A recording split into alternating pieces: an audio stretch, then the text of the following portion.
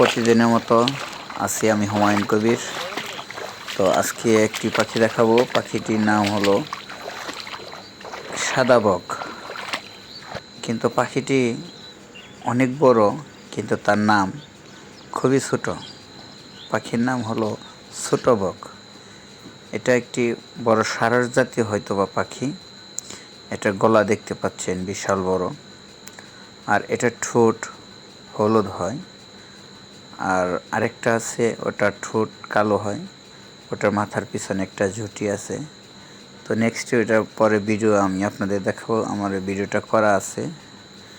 তো এখন যে বকটা দেখছেন, বকটা অনেক বড়। এটা আপনাদের ভাষায় প্রকাশ করানো যাওয়া সম্ভব না। তো এটার ঘাড় এত লম্বা, মানে বলার বাহিরে।